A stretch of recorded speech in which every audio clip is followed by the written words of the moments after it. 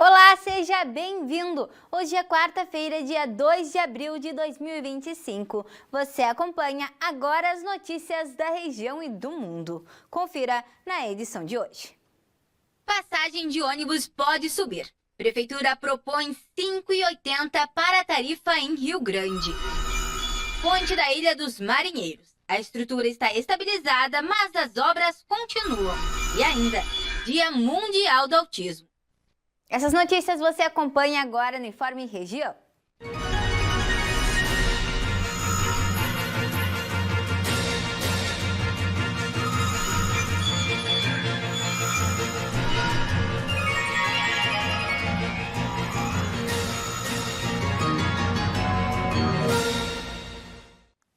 A tarifa dos pedágios das BRs 392 e 116 já tem novo valor definido para janeiro de 2026, com um aumento confirmado.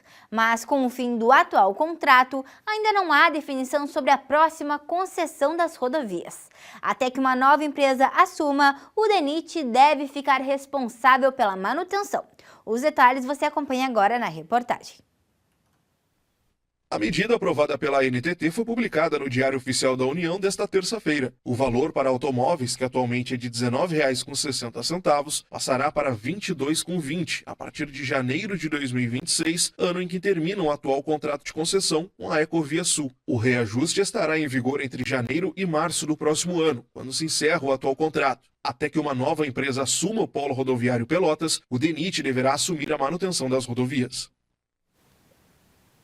Vamos seguir falando ainda sobre tarifas, agora do município do Rio Grande, que pode subir. Em reunião do Conselho Municipal de Transporte e Trânsito, a empresa responsável pelo serviço do transporte coletivo propôs um aumento para R$ 6,40, mas a Prefeitura apresentou uma contraproposta menor. Confira. O preço da passagem do transporte coletivo em Rio Grande foi tema de discussão na reunião do Conselho Municipal de Transporte e Trânsito. A empresa transpessoal propôs um reajuste de 16,4%, elevando a tarifa de R$ 5,50 para R$ 6,40. No entanto, após a avaliação dos custos, a Prefeitura apresentou uma contraproposta de R$ 5,80. Foi aprovada pelos conselheiros. A justificativa para o aumento inclui custos operacionais, como combustível e manutenção. No entanto, a Secretaria de Mobilidade contestou os cálculos da empresa, apontando que o valor de referência utilizado estava incorreto. Segundo o secretário Juarez Pinheiro, a proposta partiu de um equívoco, ao considerar um valor maior do que a tarifa atual como base para os reajustes. A decisão final agora está com a prefeita Darlene Pereira, que analisará os dados apresentados na reunião antes de sancionar o novo valor da tarifa. Enquanto isso, a Prefeitura segue repassando subsídios à empresa para manter o equilíbrio financeiro do serviço, incluindo um aporte mensal e auxílio para o combustível. E agora a próxima informação ainda sobre o município do Rio Grande. A Prefeitura garantiu que a Ponte da Ilha dos Marinheiros está estabilizada. A informação foi repassada durante a reunião com moradores que cobraram agilidade na finalização da obra. Moradores da Ilha dos Marinheiros receberam uma atualização sobre a situação da ponte de acesso à comunidade. Em reunião com a prefeita Darlene Pereira e equipes técnicas, foi confirmado que a estrutura está estabilizada. No entanto, as obras seguem em andamento para o fechamento do buraco que comprometeu o pilar da ponte. Desde a enchente de maio do ano passado, veículos pesados estão impedidos de atravessar o local. Segundo a prefeitura, a estabilização foi garantida após a concretagem das estacas do pilar, trabalho que envolveu engenheiros e mergulhadores. Mesmo assim, a dragagem na área continua para garantir a segurança definitiva da estrutura. Durante a reunião, realizada no Salão do Esporte Clube Cruzeiro do Sul, uma comissão de moradores entregou um abaixo-assinado, pedindo mais celeridade da obra. A prefeita Darlene Pereira afirmou que a execução segue dentro do planejado e com transparência, sendo acompanhada por engenheiros da prefeitura e da empresa responsável pelo serviço. A previsão é de que os trabalhos de dragagem sejam concluídos nos próximos 30 a 60 dias. Depois disso, serão realizados testes de carga na ponte. O objetivo é garantir que o acesso seja restabelecido com total segurança para os moradores. Vamos falar agora sobre as informações do tempo para esta quarta-feira. Acompanhe a previsão de hoje para a sua cidade. Em Rio Grande, a tarde será de chuva fraca em pontos isolados. Os ventos ficam em 17 km por hora, já a umidade em 74%. A temperatura ficará entre 24 graus a máxima e 20 graus a mínima. Tarde de chuva também em São José do Norte. Os ventos podem chegar a 17 km por hora. A umidade se mantém na casa dos 74%. A temperatura ficará entre 24 graus a máxima e 20 graus a mínima. Dom Pedrito terá tarde chuvosa nesta quarta-feira. Os ventos ficam em 13 km por hora. A umidade em 78%. A temperatura ficará entre 24 graus a máxima e 19 graus a mínima. Camaquã terá pancadas de chuva durante a tarde. Os ventos ficam fracos em 15 km por hora e a umidade em 68%. A temperatura ficará entre 28 graus a máxima e 20 graus a mínima. Em Venâncio Aires, a tarde também será de chuva. Os ventos ficam em 8 km por hora e a umidade em 83%. A temperatura ficará entre 29 graus a máxima e 19 graus a mínima.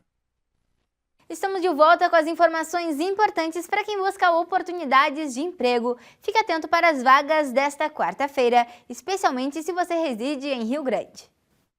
Confira o painel de vagas do Cine Rio Grande.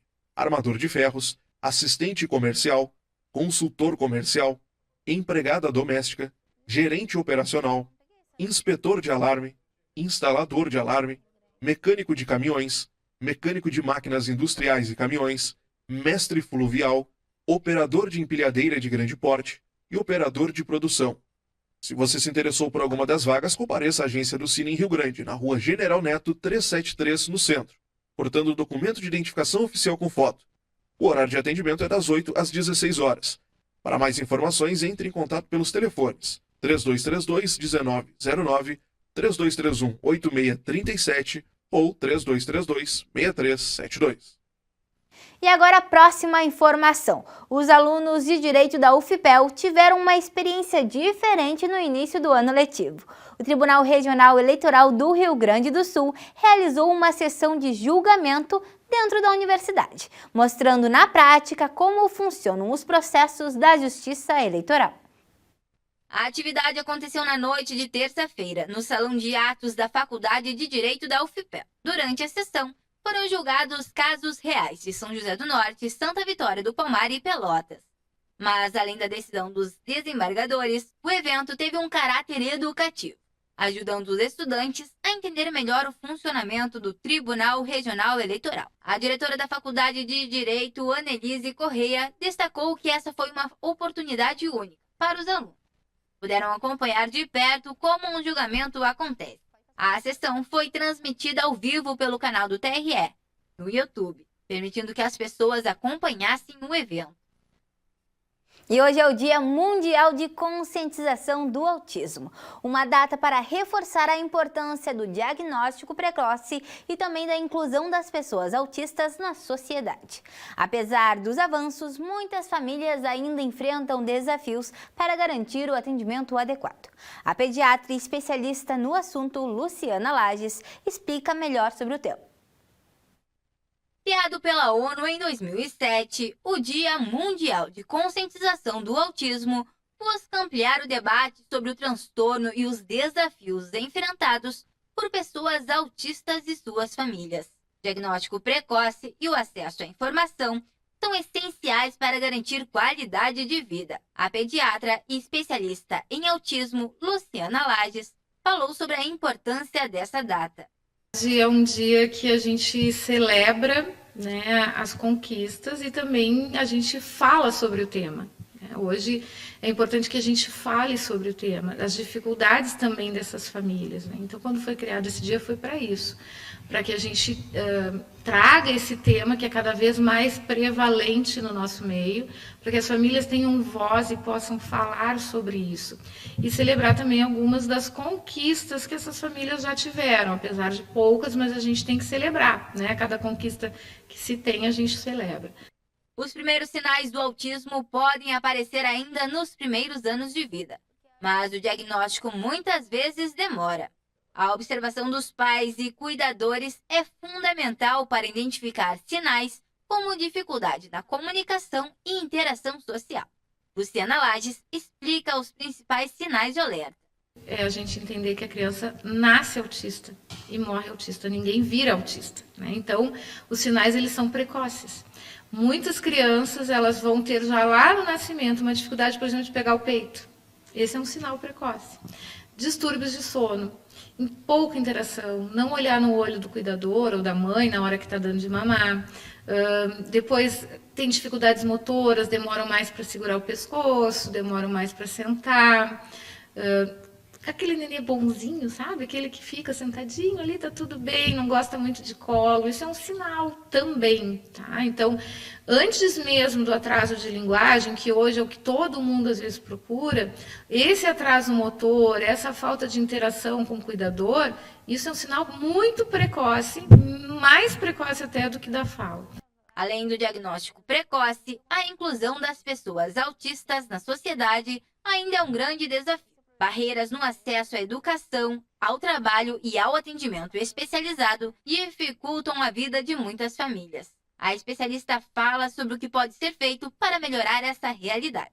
Falta de profissional, isso em todo mundo, tá? A demanda é muito grande e os profissionais são limitados, então essa um problema. Mesmo que a gente contratasse todos os profissionais, a demanda seria maior do que a capacidade desses profissionais trabalharem, né? Então isso é uma dificuldade do mundo inteiro.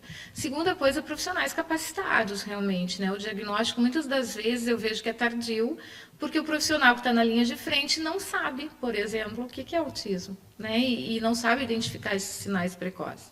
Então acaba que um diagnóstico tardio. Depois o que eu vejo são o preço, né? Hoje tratar um autista é caro, nem todas as famílias têm condições disso. Então isso é um grande desafio para essa família.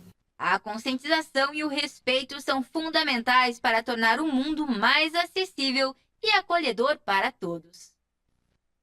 E agora a próxima informação. Em breve começam as inscrições para o Enem 2025.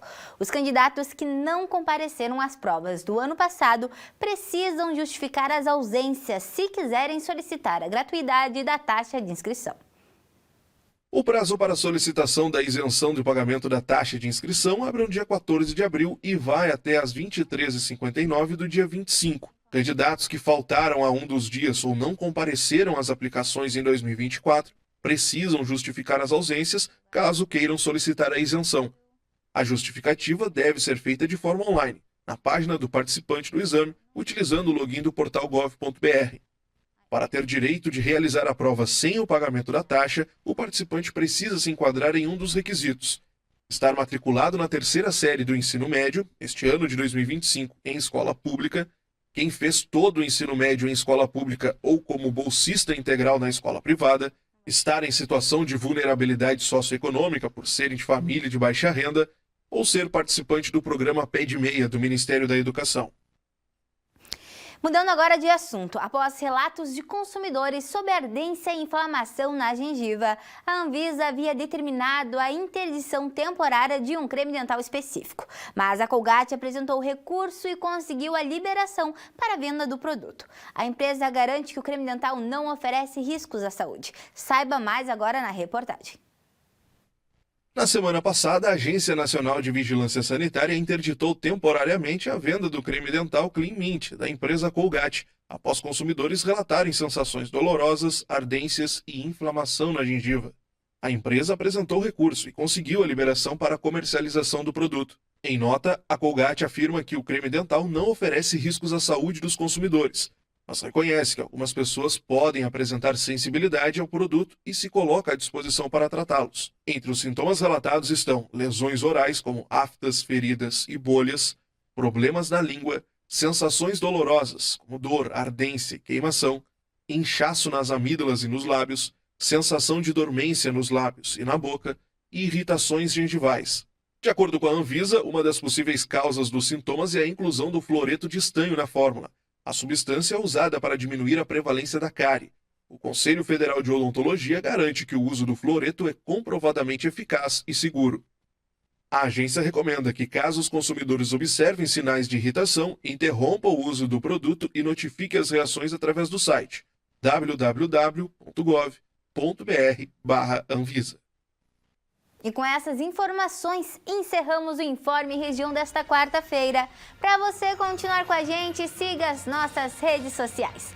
No Instagram e no Facebook você pode procurar por TV O Farol do Sul. Se inscreva também no nosso canal no YouTube. Você encontra nossa programação completa lá. Obrigado pela companhia, uma boa tarde e até amanhã.